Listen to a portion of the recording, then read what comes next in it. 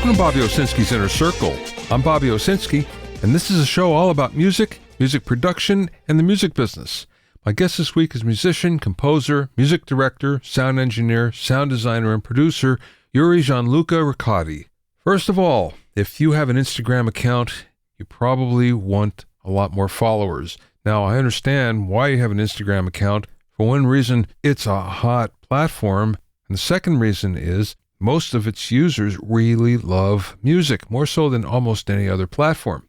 So the dilemma is, if you don't have many followers, how do you get them? The temptation might be to buy them. And of course, the more followers you have, the more social authority you have. So someone comes to your profile and they look and they see, oh, you have 10,000 followers, and they go, oh, wait a second, this person is popular, so maybe I should pay attention. Well, there's actually a lot of places where you can buy Instagram followers. Problem is, a lot of them are scams or phishing scams. But there are a few that are not. They allow you to buy followers either in bulk or to drip them out over time. It's not expensive at all. For $15, you can get 1,000. And there's actually a vending machine in Belgium where it only costs €3. Then usually there's an upsell that goes with it. So for another $10, you can get 1,000 likes on your 5 most recent posts. Sounds tempting, doesn't it? Problem is, it's not a good idea. The reason why is Instagram can tell when there are fake followers.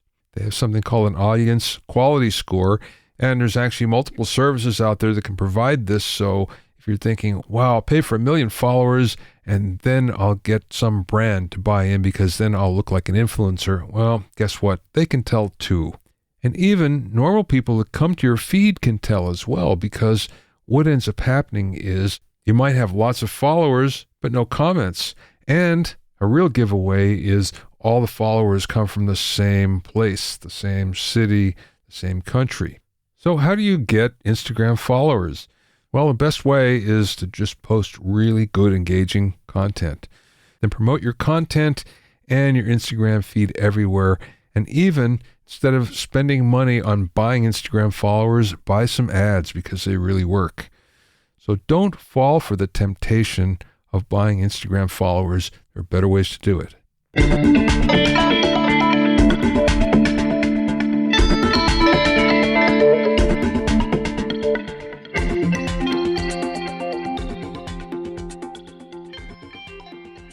If you have any questions or comments, you can send them to questions@bobbyowsinski.com. Don't forget about my Music Mixing Primer and 101 Mixing Tricks programs that will help take your mixes to the next level. Go to bobbyowsinskicourses.com to learn more.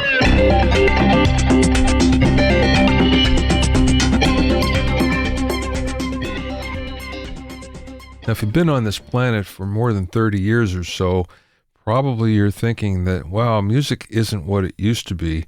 Especially if you're a musician, you notice that there's a lot of songs out there that just revolve around one single chord progression. And of course, we think that rap and hip-hop and electronic music, well, they've ruined things by going to this particular formula. You know what? Single chord progression songs are not new. We can go back to the 80s and there's some huge hits. Bruce Springsteen's Born in the USA, one chord progression. Prince's When Doves Cry, single chord progression. Go to the 90s, Bittersweet Symphony by The Verve. That was based on a sample from the Rolling Stones' The Last Time. Now, what if I told you that Nirvana's Smells Like Teen Spirit and Katy Perry's Firework and Daft Punk's Get Lucky and even The Weeknd's Blinding Lights are all one chord progression? Yeah, same thing, but you know what? They use clever development and they really changed up the melody on the chorus. So it almost makes it seem like a completely different progression when it's not. That's the whole secret. So this whole thing about boring songs, well, maybe more like boring songwriting or lazy songwriting or not really caring about melody so much to begin with. And really, that's not a big deal with the number of genres anyway. That being said, right now there's a return to traditional songwriting, especially in the top 40. So things are beginning to change a little bit, We're also starting to hear more guitars than we've heard in a long time. So if you like things the way they used to be, well, you're getting a taste of that coming back.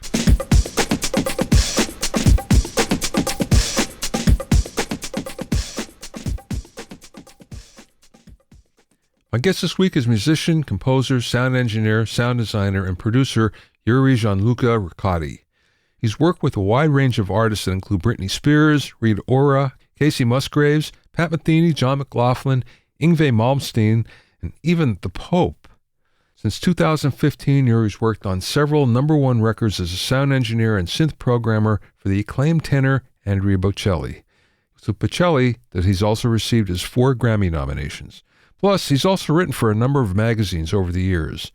During the interview, we spoke about recording Bocelli, working in Taiwan, playing the Vatican as a musician, working with the London Symphony Orchestra at Abbey Road, writing the mic preamp trim control, and much more.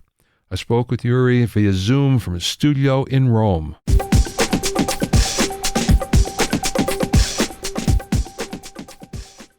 So tell me how you get started in the music business. I know you were a writer as well, and I know that you're also, computer programming seems to be a first love for you, but tell me how it all started. So I started in the music very later. I was a passionate. I started to listen to music when I was 3, because my first gift, request to my father was a turntable. And I was lucky because my father was a musician and I had a huge amount of vinyls. So I've started to listen a lot of music. And this bring me open mind on music because I don't have to general preferences. So I like everything in music. For me, music is good or not by genres, no jazz, no fusion, no rock, no progressive. It's a good or not. So I started my thinking before the career about the music was a unique thing, and where I prefer some songs, and others not.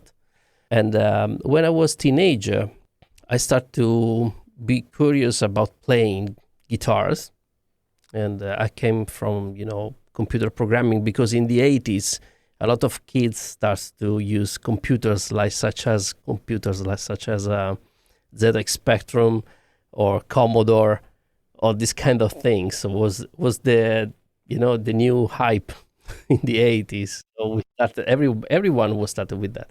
So, but I was fascinated by the music and playing the guitar in the teenager.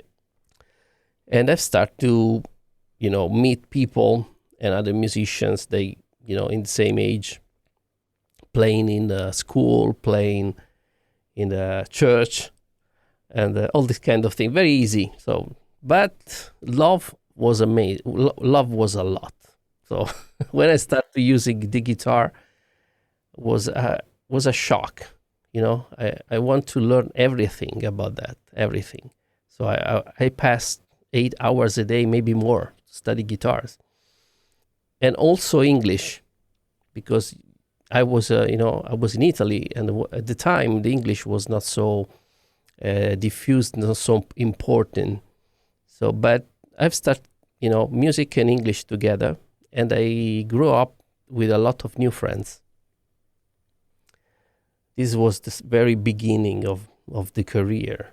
After that, I've decided to have a band, so I've started to play, rock and metal, mostly metal, and with this, I've met other musicians, especially in metal.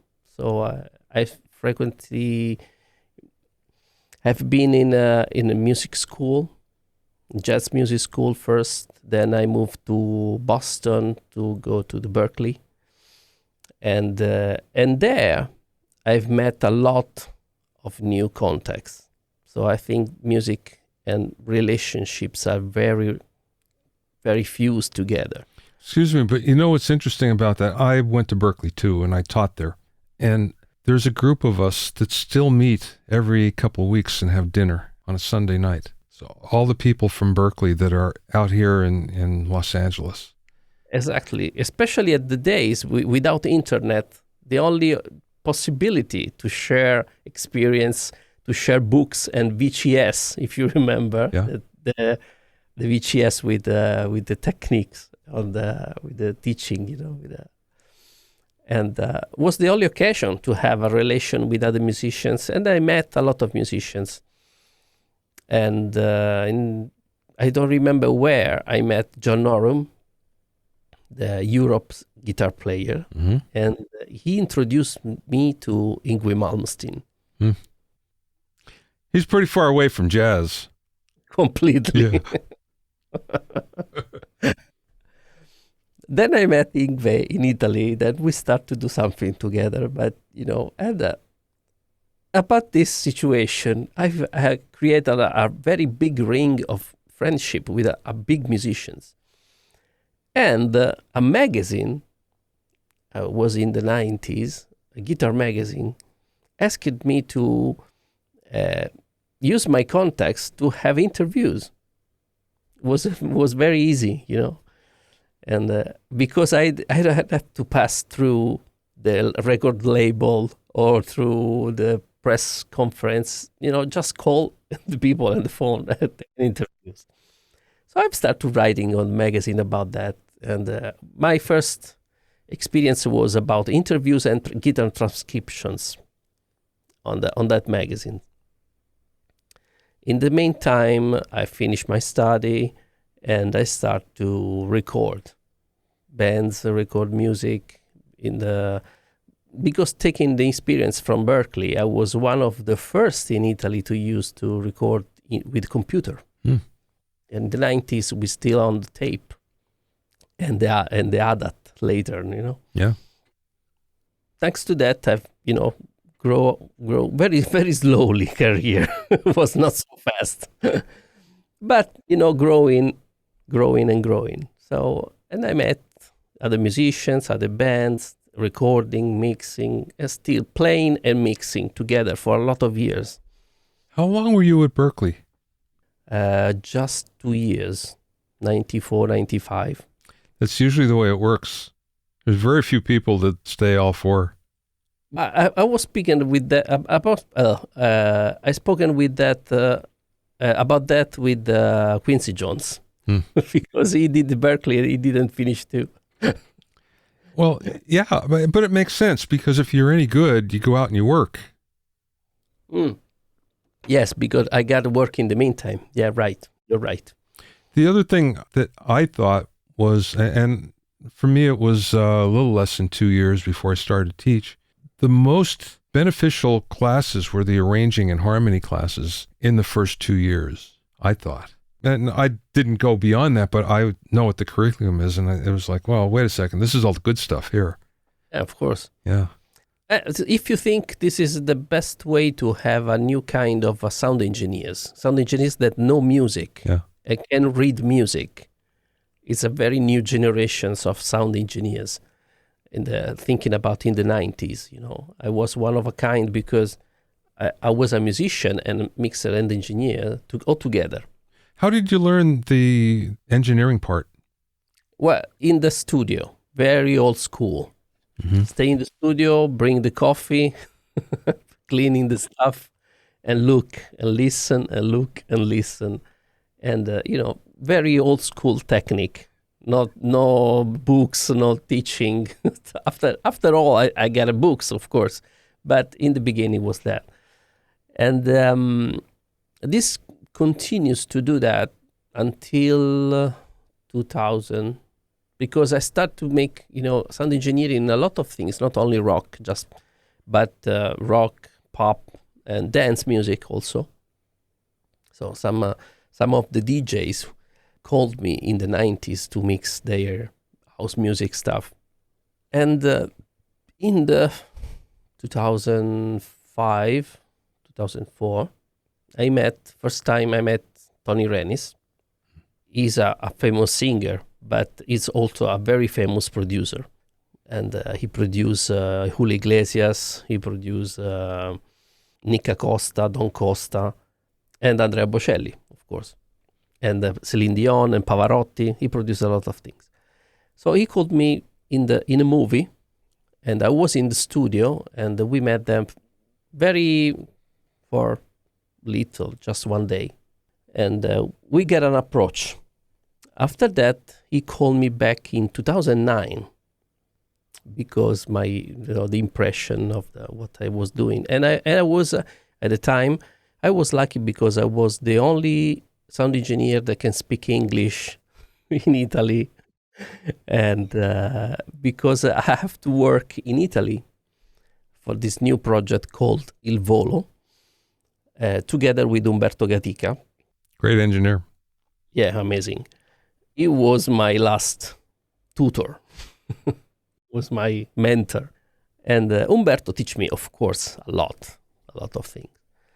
And at the time, they were constricted to work in Italy because the Il Volo was 3 kids, was very, very little kids, 14 years.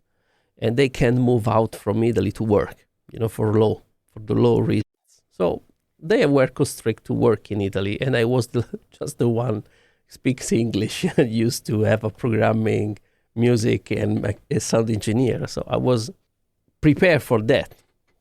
I always said to the people, just over-prepare, because sometimes will happen, and you have to be prepared for that moment. So very easily, I was called by Tony, and we started working together for a Volo project. This opens me a lot of doors after in Los Angeles and other places, because the interaction with Umberto, with his friends, with his musicians. I met all his musicians. I met all the guys that played on his albums, Nathanist and Nicola Aiuta, everyone, It was a consecution, of the work. Until 2000, I worked with Il Volo until 2012. Then I start to work with the Chinese pop star in China later. So I left Il Volo for this new work. You went to China? Yeah, in Taiwan. Wow. And then I started working over there. But Tony doesn't forget me, and they still call me, for the other things in the meantime. And also, very curious things was happen, and some friend of mine that worked with the Pope called me. Then I played in Vatican. Wow. As a musician this time. Yeah. Together with singers in the front of Pope. And I restart the career, such a movement. The musicians, sound engineer, musicians. What was that like, playing in the Vatican? Wow. Well, when I met the Pope, it was very strange for me, because I have an amazing picture with him, and because I came from rock metal stuff. Yeah. And then I met him, so it was so strange because I know a lot of musicians, famous singers, but Pope is Pope. Yeah. Then I still worked with him with the Vatican until last year. I did a choir direction. I bet that was amazing. The Vatican choir is fantastic. Fantastic, but the sound is amazing. Yeah. A huge sound. But in the meantime, Tony called me back again to work with Andrea Bocelli in 2014 because they start to make a new album together with Umberto and David Foster. And they did the amazing album called Cinema. This is one of the best albums where I worked, because when you have the kind of budget, you can, do everything you want, everything. Orchestra was London Symphony at Abbey Road. So we went to Abbey Road, we recorded the orchestra. An amazing experience because the sound of Abbey is amazing. And the orchestra is a killer. They are so tuned. They are amazing, machines, because they play every day together. Yeah. And also they looks like family. You don't know. I don't know if you went in Abbey, but they have on the basement. They have a bar, such as pub, where the musicians from the orchestra goes there and play together and drink. You know, such a kind of family. It's different. Yeah. You know, this makes a great conjunction with them. They have a lot of relations, and so when they play, they are a single machine, because they do that since years and years. They don't change people inside the orchestra. With Bocelli, you're doing a variety of things, right? So I did the first things that I did in that album was to add instruments in this. So I mean to play pads and synths on the orchestra. Oh, okay. Because I used to work with tempo map, moving tempo map, and I'm very easy to work with them because I came from the orchestra stuff. So for me, it was easy to approach with percussions and synth percussions and synths and pads and effects to the orchestra, to add to the orchestra. And then we back in Italy after that. We back in Bocelli home, because he recorded in his home, to start recording the vocal. So I was there together, me and Umberto, in Andrea home to record his voice for the album. So we recorded the Italian versions with English songs and Spanish version for the Spanish market, just to have the possibility to access to the Grammys, Grammys right. and the Spanish ones. Yeah. We were, nominated for the Grammy, but we never won a Grammy with Andrea. Never. I don't know if it means as much as it used to. Oh, he sold millions. That means more than a Grammy. Yeah, he never got one. Yeah. He sold millions. Okay. So we did the best as possible. And the album was great and very successfully. They sold a lot. After that, I worked again with them mixing the TV show here in this room. Okay. I mixed some TV shows here from the cinema production, the live shows. And after that, we start to make other things until the last album, C, that we worked. But this time I worked without Tony and Umberto. We worked with another producer, and I just did programming on some songs. And I have to say thanks to Pierpaolo, that he's another producer of Andrea, and they are very close friends also. And when you are in a team, very good team, and people enjoying you and you enjoying them, they still calling you and still working together. And now I will back in his studio to master the new album. So you're doing a lot of programming for him then, synthesizer programming. I love to do that. I'm a guitar player, but I love to create sounds, and also on the guitar, I love to create shape sounds on the guitar, such as E-bow stuff. Oh yeah. And I learned a lot from Steve Vai. His curiosity.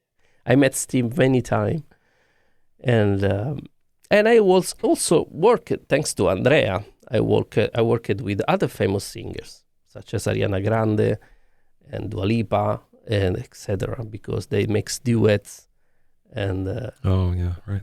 It was easy to have a good portfolio about that. What would you rather do? I mean, you do so many things. What's your favorite? Arranging. Yeah, arranging is my favorite thing. And also, I'm very happy with that because when you have a great arrangement, you have easy mixing. Yeah. You don't have to do nothing in the mix, just, Yeah, not enough people understand that, especially when you're younger, that the arrangement has so much to do with it. And production, if it's put together well. I learned this from Umberto. because the first time I listened to the Bill Ross arrangements, the orchestra arrangement from Bill, William Ross, sorry, and I was shocked. I said, wow, it's mixed. Song is mixed. Just the stems are mixed. And there I saw Vinny Colaiuta playing the drums, and Michael Landau played the guitars, and Michael Thompson also played the guitars on that arrangement. They was perfect. There was no trick on mixing, nothing. Just they choose the sounds to stay in that arrangement. I learned the secret there, because when you start to mix and your song sounds great, in flat, you can only make an amazing job. No fixing, no nothing, just mixing. Yeah, I always felt that that's the one thing that's missing. You can have books and YouTube videos and everything about how to do this, but never tells you that unless you know what it's supposed to sound like and what great sounds like, then you don't know what to shoot for. You have to hear that for yourself. Yes, there are no courses about that. Just the new interviews and videos from Rick Beato. Yeah. They discover the arrangements, they show you the chord progressions, all the things on the songs that help you, but it's a new thing. It's obvious for us. Yeah. But it was never considered by the didactic approach on that. Yeah. But when you listen to great arrangements, it's all done, especially from the orchestra, and you see people can really write for the orchestra. When you talk about doing arrangements, that you're talking about orchestral arrangements as well, right? Yes, I mean all, because I love arrange not only orchestra but instruments, synths, guitars, bass, drums, and I learned that when I start the arrangement with St. Paul for in pop music, I start with vocal and rhythm. When those two things are perfect, all the other stuff can reach this. When you have vocal, rhythm, and bass, you have all. That's what I teach my students for mixing, that you start with that and build it around it. All the other things are, things. Yeah, yeah. The most important core of the song is the vocal that have the message of the song, the rhythm and the bass.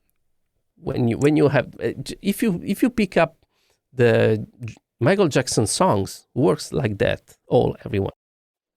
Yeah.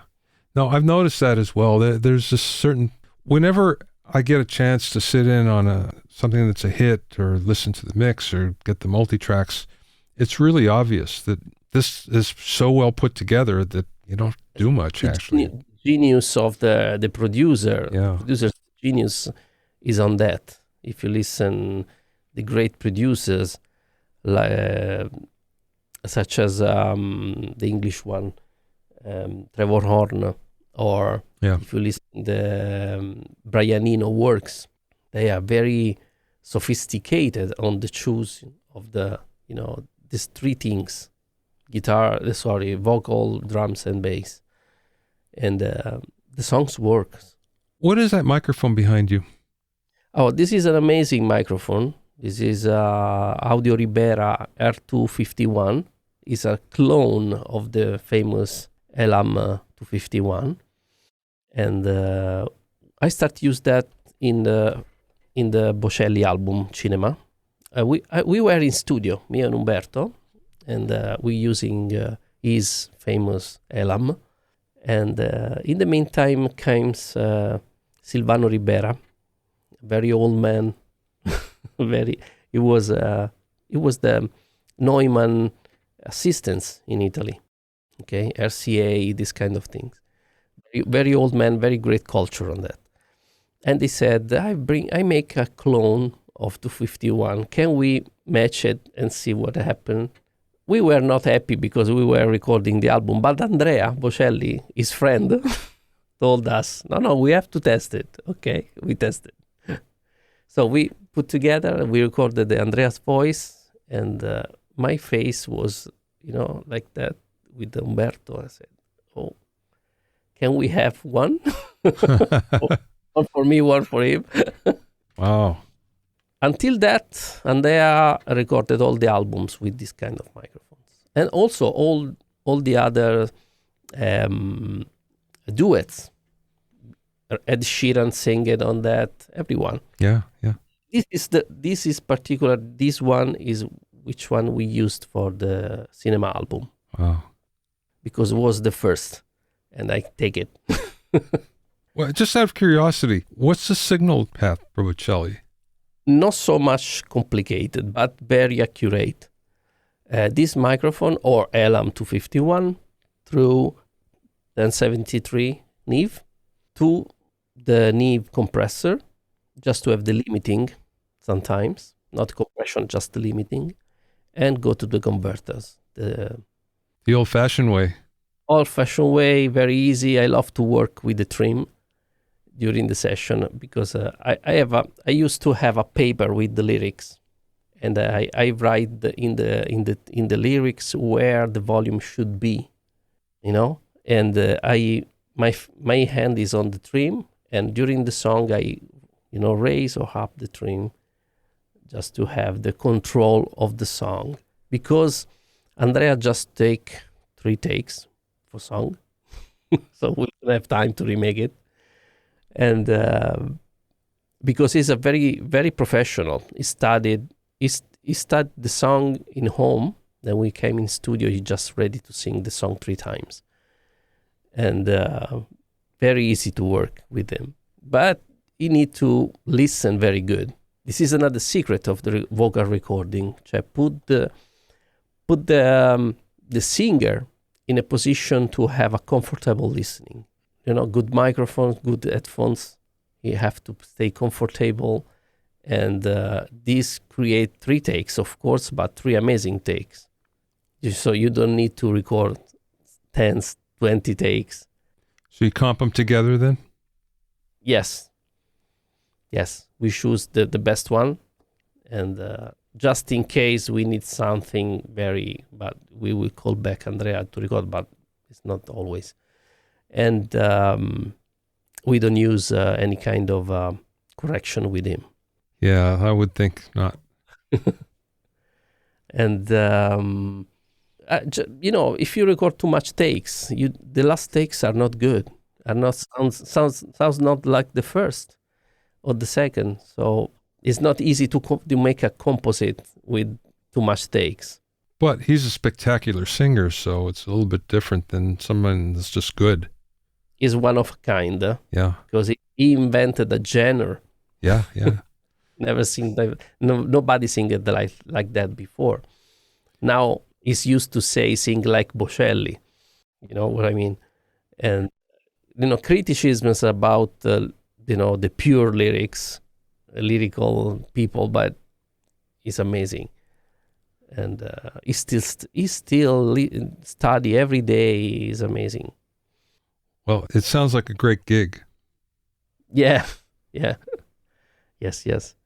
And it's a very good ambient. I love the family, the people around him. It's beautiful to work with them. But that seems to be the case. Everything you're telling me is a situation like that you're in, where people like you like them, you tend to work with them for a long time. Yes, this is the team process. So when Tony or Umberto start new work, they think always about the people. They make everything easy, easy people with easy situation, because we don't need stress in studio any kind. I think we both know that there's many engineers and producers that have hits, but they never work with the same people more than once, which kind of says a lot about them. Yeah, it depends, but generally famous producers like to work with the same people every time. It's easy to see that. Tell me about working in Taiwan. Well, it's a different place. It's a completely different place. So Taiwan is like the California of the China. Yeah. Because Taiwan is a place where the things happen. The production starts and the cinema starts. Now everything is moved to Shenzhen. But at the time, in 2012, Taiwan was the center of the promotion of the company promotions, like say Universal or Warner. They start everything from Taiwan to bring the production in China. It's a different universe completely. I know someone that also does a lot of engineering work in Taiwan, but the way it started for him was he had a client that was here who was Taiwanese, but he was a Los Angeles policeman. And on the side, he was singing, and he managed to get a record deal with Taiwan and then blew up. He's a huge star. I can't think of his name. David Lee, I think is his name. He's very big. So my friend has been working with him for years, probably 10 years worth of work. And from that, he's gotten a lot of other work in Taiwan. He doesn't go there as well. Of course, with the last year, no one's gone anywhere. But even before then, everything was done online, all the mixing. Yeah, it's not easy to find European or Americans working there because the payment is so less. It's compared to the living prices. So I work at that. Just a little, but I back in here. I back for for this reason, and but it's a completely different world. So tell me about working in Italy as compared to, especially Rome, as compared to Los Angeles. I know there must be some big differences just besides the culture. It's a different culture, of course. It's a different works, because in Rome especially we were lucky because I used to work with people such as Ennio Morricone in studio, because his studio is in Rome, and it's a Forum Music Village. It's an amazing studio, and we did a lot of things there. Il Volo, we started to work on Il Volo on his studio, and other things that I did in the past was in his studio in the Forum. I like the place. I like the people. It's a very good place to work. But we have a lot of great studios for the television's work, for music works, and Rome is a Rome. It's like it's a beautiful city with sun, amazing people, and I love to stay here. I've only been there once, and it was only for a day. You should be.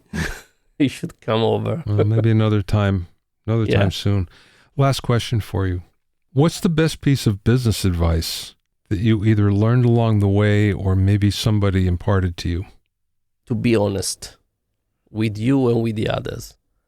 Maybe sometimes doesn't pay a lot, but in the long distance, you get the prize. And I think that is very, very important, because I never, faked or treat the people in different way. And maybe, someone did it with me, of course, but I forget and I stay on my path. And I think in the long distance, this will pay you. Not only money, but, a lot of things. Thanks for listening and being in my inner circle. Remember, if you have any questions or comments, you can send them to questions@bobbyowsinski.com. To listen to other episodes of Bobby Owsinski's Inner Circle, go to bobbyowsinski.com and select the podcast tab, or go to bobbyoinnercircle.com, where you can find it on iTunes, Stitcher, Mixcloud, Google Podcasts, Spotify, Deezer, TuneIn Radio, Radio Public, and Podbean. At bobbyowsinski.com and bobbyowinnercircle.com, you'll also find a sign-up form for my newsletter and for alerts for new podcasts. This is Bobby Owsinski. I will see you next time.